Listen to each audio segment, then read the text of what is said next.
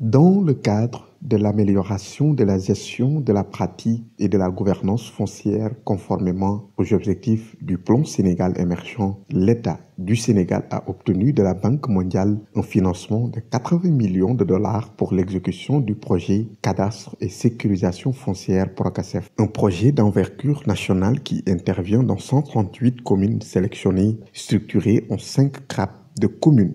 On s'est dit qu'il faut essayer de monter à l'échelle pour corriger les imperfections à travers ce projet-là, aider le gouvernement à renforcer le cadastre au niveau national, mais aider les communes à promouvoir beaucoup plus d'utilisation de nouveaux mécanismes et promouvoir la gouvernance foncière donc, au niveau des territoires. Il y a un premier critère qui concerne les zones agroécologiques. Le second critère, c'est les zones où les problèmes fonciers se posent avec beaucoup plus d'acuité. Et un troisième critère sur les zones à potentialité économique grande. Nous avons utilisé les données de l'ANST. Nous avons utilisé également les données disponibles au niveau des services techniques de l'État, notamment au niveau de la Direction générale des impôts et des domaines, pour faire une sorte de modélisation, pour arriver au choix des 138 communes. Et ce choix-là n'a pas été fait seulement par le groupe de travail. Le groupe de travail a invité l'association nationale, l'amicale des maires du Sénégal, AMS, qui a passé à nos travaux, le ministère des collectivités territoriales, les services techniques au niveau de la DGID et tous les acteurs. Une adhésion efficace des différentes parties prenantes au projet permettra d'améliorer sa durabilité environnementale et sociale et contribuera de manière significative à la réussite de sa mise en œuvre. Nous sommes confrontés à des problèmes d'ordre foncier qui font que pratiquement les autorités administratives, la justice, les maires et même d'autres parties parfois sont invités à se prononcer. Et ce qu'on regrette, c'est que parfois, il y a des personnes même qui se prononcent sur ces questions, mais sans en avoir véritablement des compétences qui vont avec, ou le talent qui est nécessaire.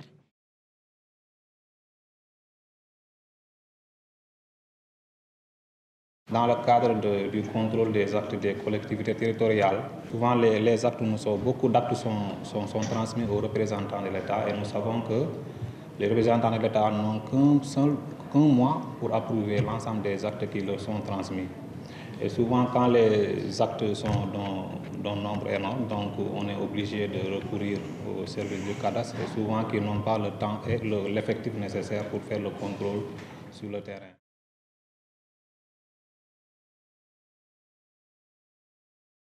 L'association des maires reste un partenaire privilégié et stratégique dans le cadre de ce programme parce qu'il parle de foncier, parle forcément des collectivités territoriales dont les maires ont en charge la gestion du foncier.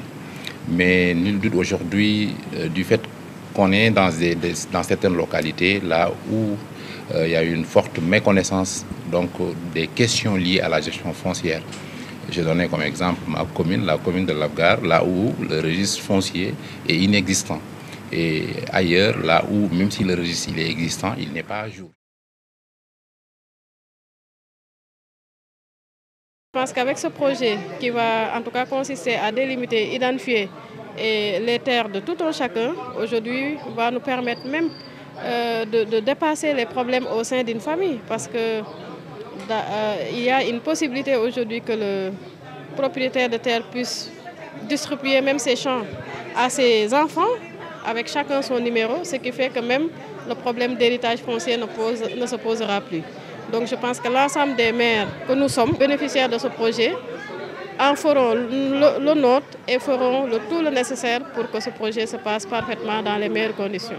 Pour un projet ô combien important, les services techniques apporteront leur pierre à l'édifice. Quand on met en place un projet pour la sécurisation foncière, on ne peut que se réjouir de cela. On ne peut aussi que se réjouir de la démarche. Vous avez vu que la démarche est quand même inclusive, en ce sens que toutes les structures ont été impliquées. Nous saluons cette collaboration et que nous sommes prêts à accompagner le Procasef dans la mise en œuvre de cet important travail.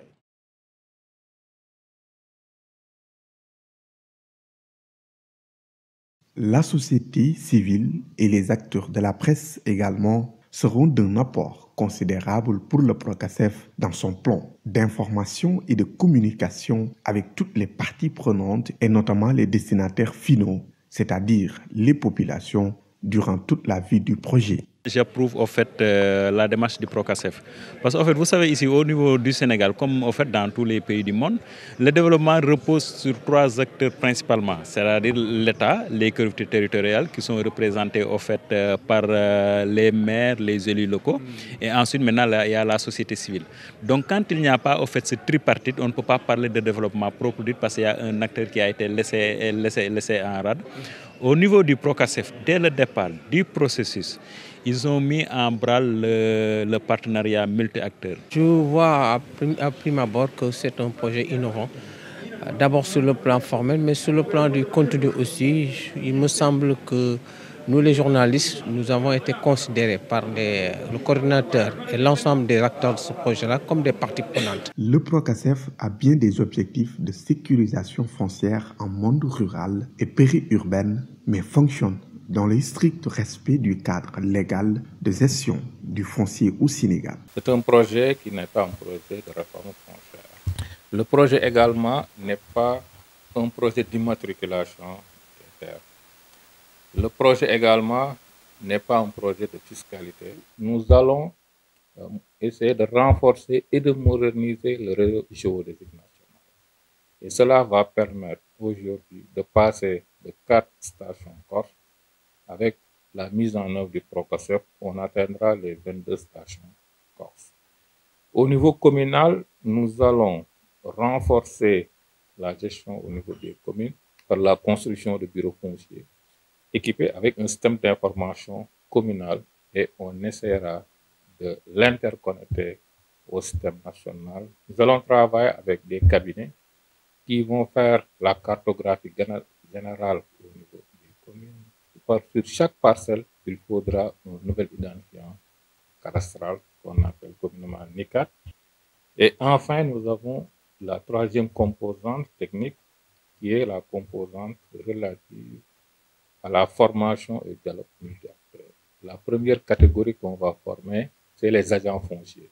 Ce qui fera qu'on aura au niveau de la commune un agent foncier recruté par la commune, mais dont le projet assure la formation. Mais à côté de la formation, il y a ce qu'on appelle le dialogue multi-acteurs. Parce que c'est le foncier, il faut développer un dialogue permanent entre les acteurs. Une meilleure gouvernance foncière à coup sûr, par la transparence et la traçabilité des données que le système qu'on va mettre en place va permettre. À coup sûr, les litiges fonciers vraiment vont, je ne dirais pas disparaître, mais peuvent diminuer dans nos zones d'intervention. Un impact positif et réel sur le terrain. Et sur ces 1 million de personnes-là, nous visons également à atteindre 150 000 ménages.